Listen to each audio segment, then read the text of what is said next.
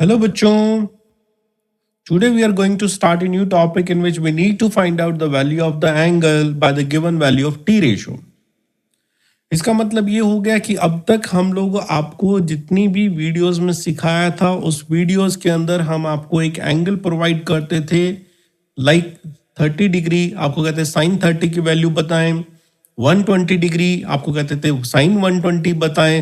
लेकिन इस बार हम आपको एक वैल्यू देंगे। सिमिलरली देखिए जैसे हमने लिखा कि sine theta is equals to 1/√2 और आपको कहेंगे आप एंगल बताएं थीटा कितना होगा। तो जैसे ही साइन थीटा 1/√2 देखते हैं तो हमारे दिमाग में क्लिक करता है कि ये थीटा की वैल्यू हमारे पास जो है 45 डिग्री होनी चाहिए। तो आप एकदम ठीक हैं, तो थीटा की वैल्यू 45 डिग्री होनी चाहिए। लेकिन क्या हमारे पास थीटा की वैल्यू 45 डिग्री के अलावा भी कोई पॉसिबिलिटी है? तो हम कहते हैं यस। हमारे पास फर्स्ट क्वाड्रेंट के अंदर जितने भी ट्रिग्नोमेट्रिकल रेशो हैं ए फॉर ऑल सारे पॉजिटिव होते हैं। तो आपने साइन थीटा की वैल्यू 1/√2 देखी और 1/√2 देखने के बाद आपने सिंपली सीधा आंसर 45 डिग्री बता दिया। लेकिन साइन थीटा की वैल्यू सेकंड क्वाड्रेंट में भी तो पॉजिटिव होती है, तो इसका मतलब एक एंगल सेकंड में भी तो एग्जिस्ट कर सकता है।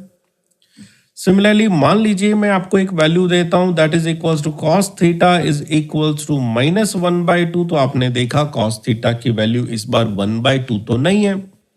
अगर सिंपली कॉस थीटा की वैल्यू 1/2 होती तो आपने आंसर देना था 60 डिग्री, बट ये तो -1/2 है। तो अगर -1/2 है तो इसका मतलब थीटा की वैल्यू 60 डिग्री तो नहीं है। फिर हम यहाँ पे कहते हैं कि हमारे पास cos थीटा की जो वैल्यू है वो नेगेटिव दी गई है और नेगेटिव होने की वजह से या तो ये सेकंड में नेगेटिव होता है या फिर ये थर्ड में नेगेटिव होता है। तो सेकंड या थर्ड दोनों में कहीं पे भी हो सकता है। साइन थीटा फर्स्ट और सेकंड दोनों में आपके पास पॉजिटिव होता है। सिमिलरली एक और एग्जांपल मैंने यहाँ पे लिखा टेन थीटा का और कोई भी पॉजिटिव या नेगेटिव कुछ भी वैल्यू लिखी, लेट से 1 लिखा। अब आपसे पूछे टेन थीटा अगर 1 है तो थीटा कितना होगा? फिर से आप कहेंगे अगर टेन थीटा 1 है तो थीटा की वैल्यू 45 डिग्री आपको लग रही है, इसका मतलब फर्स्ट में लग रही है। लेकिन एक और बात कहें तो टेन थीटा यहां भी पॉजिटिव होता है थर्ड वाले में, तो आप कहेंगे तो थर्ड में भी एग्जिस्ट कर सकता है। तो इसमें तो दो एंगल की पॉसिबिलिटी बन रही है। और अगर हम फिर से एक एग्जांपल लिख दें, let's say cos theta is equals to +√3/2। तो आप फिर से चेक करेंगे तो आपसे पूछेंगे cos थीटा की वैल्यू √3/2 है, तो आंसर क्या होना चाहिए? तो cos थीटा की वैल्यू अगर √3/2 है आप कहेंगे तो 30 डिग्री होगा, मतलब फर्स्ट क्वाड्रेंट में चलेंगे। लेकिन फिर कहेंगे तो फोर्थ में भी पॉजिटिव होता है, इसका मतलब cos थीटा की वैल्यू यहाँ पे भी एग्जिस्ट कर सकती है। तो इसका मतलब कोई भी वैल्यू आपको दी जाती है तो आपने हर किसी में एक ही बात दिमाग में आ रही है कि हर कोई 2 क्वाड्रेंट में पॉजिटिव मिल रहा है और हर कोई ट्रिग्नोमेट्रिकल रेशो किसी भी 2 क्वाड्रेंट में नेगेटिव मिल रहा है। तो इसका मतलब उसके पॉजिटिव के लिए भी 2 एंगल की पॉसिबिलिटी आ जाती है और नेगेटिव के लिए भी 2 एंगल की पॉसिबिलिटी आ रही है, जिसमें से मोस्टली जो वर्क है कि हमें एंगल कैसे ढूंढना है वो आप कर चुके हैं। वो वर्क आपने जो किया है, पहला जो वर्क जो हमने कहें कि जो आपने किया है वो आपने किया है बाय लुकिंग एट पॉजिटिव और नेगेटिव वैल्यू या साइन कुछ भी कह दीजिए, वी हैव, या फिर हम कहें सिंपली डिसाइड करें the quadrant number by looking at the positive or the negative sign of the given value. You decide the quadrant number in which quadrant the theta can lie.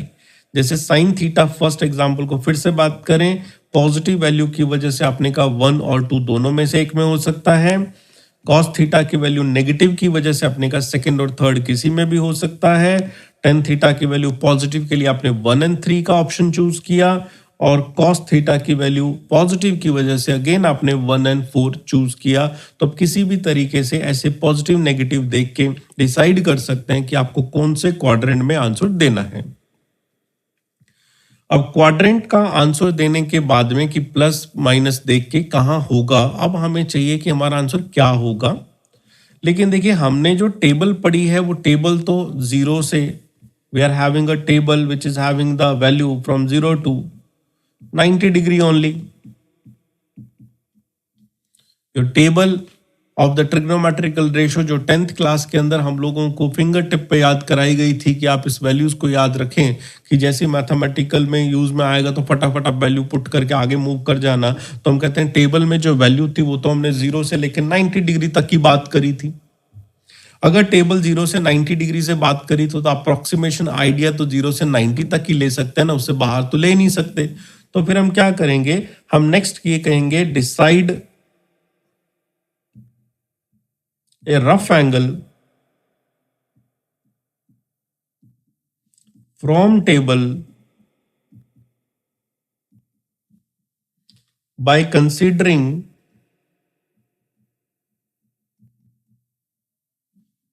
the given values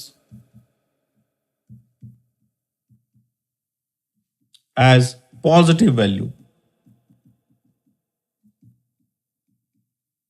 as कैसे, जैसे मान लीजिए आपको मैंने cos theta की value एक example में -½ ली, आपको मैं कहता हूं आप इसे कंसीडर करें it as cos theta is half for theta rough angle ढूंढने के लिए आप cos थीटा की वैल्यू जो -½ है उसको -½ ना समझ के +½ समझे और +½ समझ के उसका एक थीटा ढूंढ लें।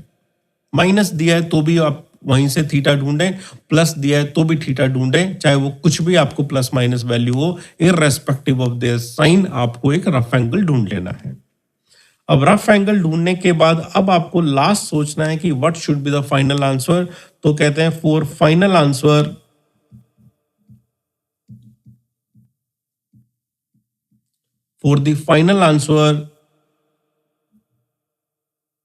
decide angle as explained below।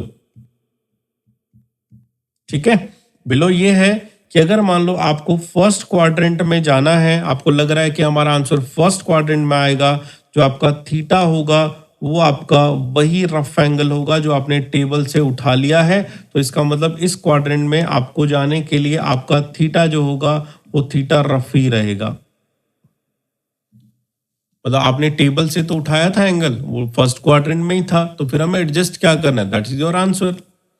लेकिन अगर लगता है कि आपको सेकंड क्वाड्रेंट में जाना है और सेकंड क्वाड्रेंट का एंगल तो 90 डिग्री से बड़ा और 180 से कम होना चाहिए, टेबल में से तो हमने 90 से कम उठाया है, तो हम कहते हैं वहां पे जो थीटा का आंसर दिया जाएगा वो 180 डिग्री में से उस रफ एंगल को माइनस करके आएगा।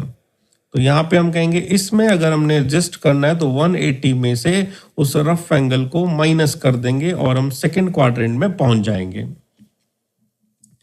थर्ड क्वाड्रेंट में अगर आपको किसी भी एंगल को डिसाइड करना है तो आपका एंगल 180 से ज्यादा होना चाहिए, इसलिए आप 180 डिग्री में उस रफ एंगल को ऐड कर देंगे। फोर्थ क्वाड्रेंट में अगर आपको जाना है तो आपने थीटा डिसाइड करने के लिए 360 डिग्री में से उस रफ एंगल को माइनस कर देंगे और आप फोर्थ में आ जाएंगे। जैसे देखिए ये 0 डिग्री है, इसको आपने इधर मूवमेंट करना है तो सीधा थीटा लिखा जाएगा। ये 180 डिग्री है, आपने इधर मूवमेंट करना है तो 180 प्लस थीटा लिखा जाएगा। आपने इधर मूवमेंट करना है तो 180 ऊपर वाले में जाना है तो 180 माइनस थीटा रखा जाएगा सेकंड में, और अगर थर्ड में जाना है तो 180 प्लस थीटा लिखा जाएगा। फोर्थ में जाना है तो आपने 360 डिग्री भी इस लाइन को कहा जाता है, तो 360 डिग्री में से उस रफ एंगल को माइनस कर दिया जाएगा। तो by this way you can easily move in the first to second to the third और फोर्थ क्वाड्रेंट। अब एक बात आती है कि हम 90 डिग्री क्यों नहीं यूज कर रहे या फिर 270 डिग्री की हेल्प से क्यों नहीं बात कर रहे। प्रीवियसली जब हम आपको जो है वैल्यूज कैलकुलेट करना सिखा रहे थे एएसटीसी रूल में, तब आपने देखा होगा जैसे ही कोई 90 आता था या 270 आता था तो हमारी जो वैल्यूज होती थी वो साइन अगर होता था तो कॉस में बदल जाता था, कॉस होता तो साइन में बदल जाता था। तो इसका मतलब हम साइन की वैल्यू रखते वक्त कॉस की टेबल देखते थे। लेकिन आपने जो सेकंड स्टेप में आपने 0 से 90 डिग्री के अंदर जो भी वैल्यू डिसाइड करी है, तो अगर क्वेश्चन ने आपको साइन दिया है तो आपने साइन से ही डिसाइड करी है, कॉस दिया है तो कॉस से ही डिसाइड करी है। इसका मतलब चेंज करके बात नहीं हुई है, इसलिए आप 90 और 270 को नहीं यूज करेंगे। आपने यूज करना है 0 रेफरेंस को, 180 रेफरेंस को या 360 डिग्री रेफरेंस को। अब इसको टॉपिक को समझने के लिए मैं आपको एक दो एग्जाम्पल से बात करता हूं। मान लीजिए मैं फर्स्ट कोई आपको एग्जाम्पल दे रहा हूं यहाँ पे और आपको कहता हूं कि आप यहाँ पे लेट सपोज करिए साइन थीटा की वैल्यू 1/2 से स्टार्ट करते हैं। मान लीजिए तो 1/2 से स्टार्ट करें तो पहले पूछते हैं कौन से क्वाड्रेंट में एग्जिस्ट हो सकता है। तो पॉजिटिव वैल्यू होने की से या तो फर्स्ट में होगा या फिर सेकंड में होगा। फिर कहते हैं फर्स्ट और सेकंड में है तो फिर हम टेबल में से रफ सा एंगल क्या उठाएं। तो हम रफ एंगल हम कहते हैं कि 30 डिग्री उठा लेते हैं क्योंकि 30 डिग्री पे साइन हाफ आता है। अब कहते हैं अगर आपको फर्स्ट में जाना है तो आपका आंसर क्या आना चाहिए। हम कहते हैं जो फर्स्ट में जाना है तो जो रफ लिखा हुआ है वही आंसर होना चाहिए।